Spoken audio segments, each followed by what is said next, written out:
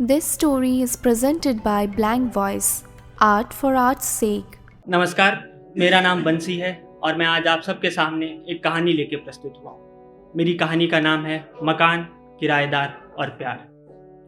मकान यह वो मुकाम होता है जिसे इंसान अपनी ज़िंदगी में एक बार तो ज़रूर हासिल करना चाहता है। सबकी यह दिल की तमन्ना होती है कि सबका अपना कोई मकान हो, महफूज होकर बेफिक्री से सो सके ऐसा कोई स्थान।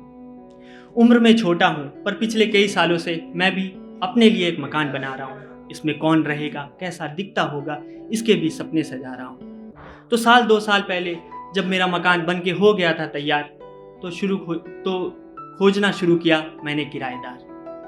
ऐसी ही कोई दोपहर थी जब मैं आराम फरमा रहा था, तभी किसी ने दरवाजे पे दस्तक दी। टिंग टोंग टिंग टोंग। बेल की आवाज़ सुन मैं दरवाज़ा खोलने गया।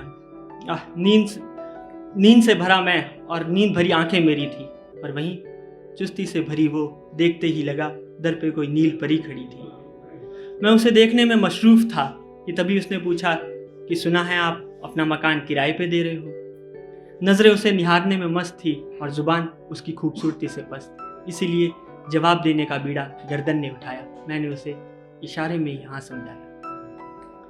तो थोड़ा देख परख लेने के बाद उसे हमारा मकान भा गया। अभी तक जो इंसान नज़रों को पसंद था वो मेरे मकान में रहने आ गया। धीरे धीरे हम एक दूसरे के फ्री टाइम के साथी बनने लगे। अब अक्सर हम साथ ही चलने लगे। साथ चलते चलते जब भी डर लगता तो उस डर को एक दूसरे की हथेली में भींच लेते थे। बेहद आराम से एक दूसरे को बाहों में भर आंखें मीच लेते थे। किराएदार अब मेरी जिंदगी का हिस्सेदार बनने लगा था। मैं उसका आशिक और वो मेरा प्यार बनने लगा था। अनगिनत मैंने उसके साथ चाय के चस्के लगाए थे। उस संग घूम सकूं इसलिए बहन को पैसे खातिर खूब मस्के लगाए थे। कहीं आप ये तो नहीं सोच रहे ना कि किराएदार के रहते हुए बहन से पैसे क्यों, और अगर वो किराया नहीं देते तो हमारे घर में रहते क्यों। तो आपको बता दूं, किराए पे कोई ईंटों वाला मकान नहीं, मेरा दिल था और ये किराएदार मेरा पहला प्यार। तो बस एक दिन यूं ही जब सबकी लाइफ में फेज आता है कि हम सोचते हैं समेट के सारी चीज़ें उसको एक्सप्रेस कर दे, तो ऐसे ही मैंने एक दिन हिम्मत की और सोचा उसके सामने अपने सारे सपने खोल दूं, बता दूं मैं उसे कि मैं उसे कितना निहारा करता हूं, पूछ लूं उससे कि मैं भी उसको कितना प्यारा लगता हूं। हकलाती हुई जुबान में ही सही मैंने वो 3 जादुई शब्द बोल दिए।